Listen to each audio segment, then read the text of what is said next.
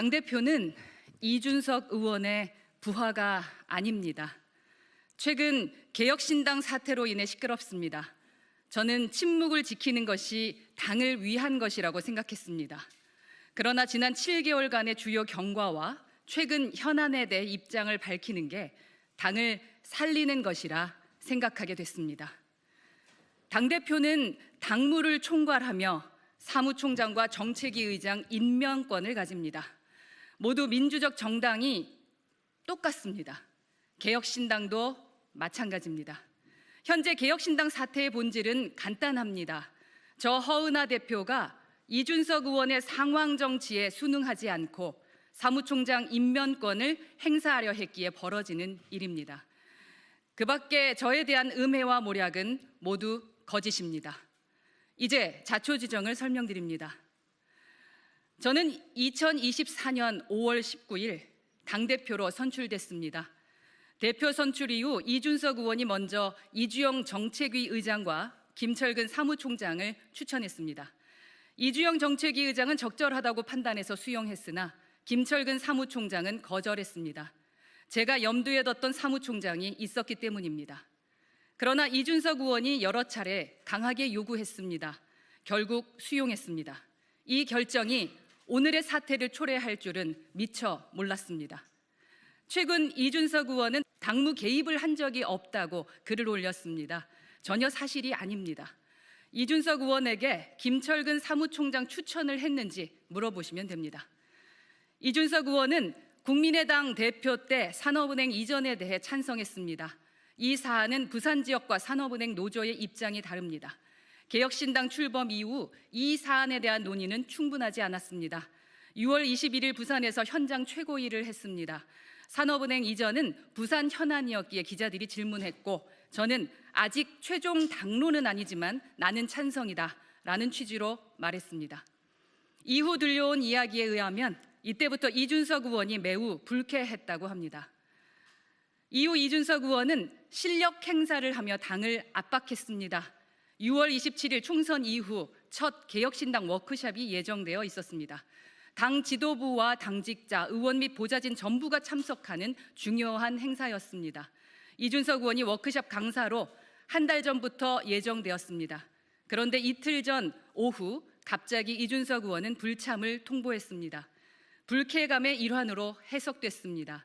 의원들은 워크숍 마무리쯤에 뒤늦게 참석했고 보좌진은 참석도 안 했습니다. 이후 원내 의원과 당직자들은 더더욱 이준석 의원 눈치를 보기 시작했습니다. 이준석 의원은 직접 저에게 아무것도 하지 마라, 정책에 손대지 마라, 제발 가만히 있어라 라는 말까지 했습니다. 매우 모욕적인 표현이며 자괴감이 들었지만 묵묵히 견뎌냈습니다. 대표로서 김철근 사무총장에게 업무 지시를 내리면 이준석 의원에게 확인하라는 답변이 돌아왔습니다. 이준석 의원과 상의하기 위해 전화와 카톡을 하면 응답하지 않았고 사무총장을 통해서만 지시가 전달되었습니다. 당명 개정 여부, 상임고문 임명, 회계보고, 강령 정책, 홈페이지 변경 등 주요 사안에 제 뜻을 반영할 수 없었습니다. 당 회의나 행사에도 이준석 의원은 거의 불참했습니다. 주요 사안에 대해 논의하려 직접 찾아가서 상의하는 경우가 잦아졌습니다. 저는 이준석 의원이 사무총장 추천을 선한 의도로 수용했습니다. 이준석 의원은 김철근 사무총장을 통해 당 운영 전반에 대해 상황 정치를 하려 했습니다. 저는 미처 상황 정치를 상상도 못했습니다. 돌아보면 저의 판단 미스였습니다. 사무총장 임명 이후 김철근 사무총장은 대표 권한을 무시하고 월권하기 일쑤였습니다. 사무처 직원들이 저에게 개별 보고나 소통하는 것을 차단했습니다. 실제로 저에게 개별 보고했던 직원들은 사무총장으로부터 밤늦게 술에 취한 채 전화로 욕설과 협박을 받았다는 제보가 여러 차례 접수됐습니다. 이에 대한 녹취 자료도 갖고 있습니다. 홈페이지 운영비와 관련해서도 문제가 많았습니다. 홈페이지 운영비로 월 1,100만 원 정도를 지출했습니다. 저는 사업체 운영 경험이 있어서 대략의 비용을 알고 있습니다. 비용의 과도함을 지적했고 시정 요구 이후 500만 원 정도로 줄였습니다. 2024년 2월부터 2024년 11월까지 총 5,400만 원, 이 차액은 여전히 납득하기 어려운 지점입니다. 당이 정상화되면 정식으로 감사가 필요한 사안이라 생각합니다. 창당 당시부터 중요한 역할을 했던 공보국장을 사전 협의 없이 조직국장으로 재배치한 경우도 있습니다. 공보를 잘하는 사람에게 조직을 맡기는 꼴입니다. 몇 달 뒤 사전 동의 없이 독단적으로 해임하기도 했습니다. 저는 합당한 증빙 서류를 요구했는데 2달 뒤에서야 제출받았습니다. 자, 이제 최근 몇 가지 현안에 대해 경위와 진실을 밝힙니다. 첫째, 사무총장 해임에 대한 경위 및 진실. 둘째, 당대표 권한에 대한 부당한 박탈 시도. 셋째, 부당한 당대표 축출 시도. 이에 대해 하나씩 말씀드립니다. 첫째, 사무총장 해임에 대한 경위 및 진실입니다. 사무총장의 임면권은 당대표의 정당한 권한입니다. 사무총장의 당대표 무시와 월권이 도를 넘었습니다. 김철근 사무총장 체제에서는 정상적인 당대표 활동이 불가능하다고 판단했습니다. 급기야 지난 11월 김철근 사무총장은 당대표에 관한 당헌당규 개정을 시도했습니다. 현재 규정은 사무총장은 당대표의 명을 받아 사무처를 지휘한다였으나 개정하려던 규정은 사무총장은 사무처를 지휘한다였습니다. 이러한 당헌당규 개정은 누가 봐도 당대표를 허수아비로 만들려는 것입니다.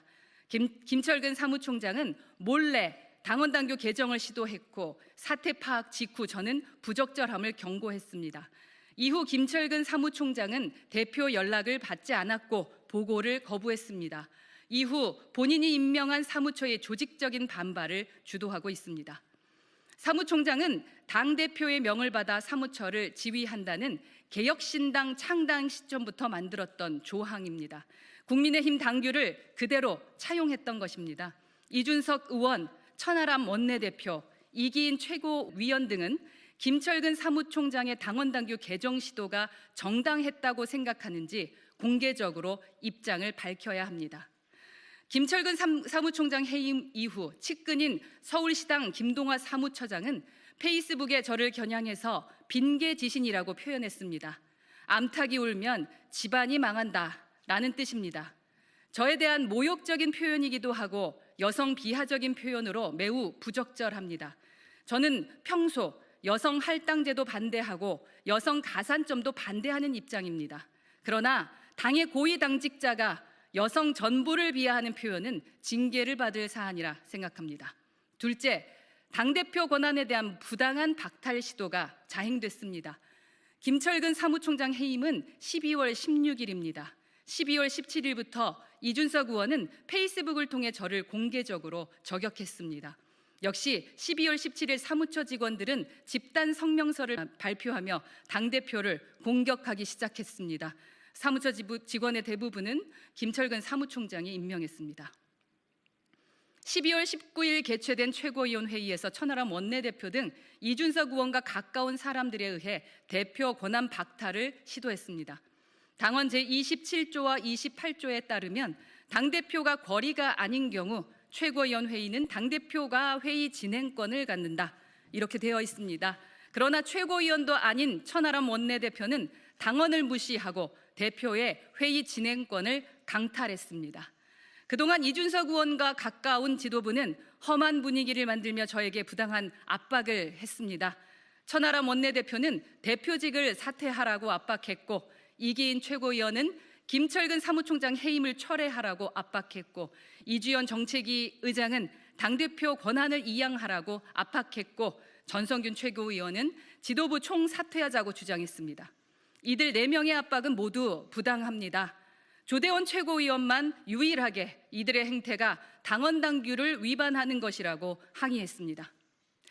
제가 개혁신당에서 이런 일을 겪을 것이라고는 상상도 하지 못했습니다. 이러한 행태는 인간적 도의에도 어긋납니다. 이준석 대표를 축출했던 국민의힘 폐악질에 분노했던 개혁신당의 창당 정신과도 정면으로 배치됩니다. 참으로 씁쓸한 요즘입니다. 대표의 회의 집행권을 강탈해간 12월 19일 최고위원 회의를 이들은 비공개로 진행했습니다. 회의 시작 전에 비공개를 요청해서 얼떨결에 그러자고 했습니다. 알고 봤더니 대표의 회의 진행권을 부당하게 박탈하기 위한 것이었습니다. 통상적으로 최고위원 회의는 기자들이 참석한 가운데 모두 발언을 하고 이후 비공개로 전환하는 게 일반적입니다.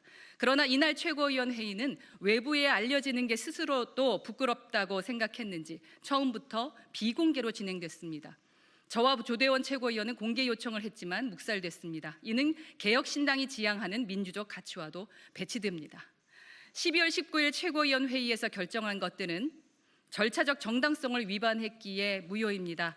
회의 전날 안건을 상정하지도 않았고 당일 회의 문서도 없었고 구두로만 진행됐습니다. 더 중요한 것은 회의 진행권이 대표에게 있음에도 불구하고 최고위원도 아닌 원내대표가 부당하게 강탈한 상태에서 진행됐습니다. 정상적인 최고위는 전날 저녁에 안건이 올라오는데 12월 19일 최고위원회만 전날 저녁에 안건도 없습니다.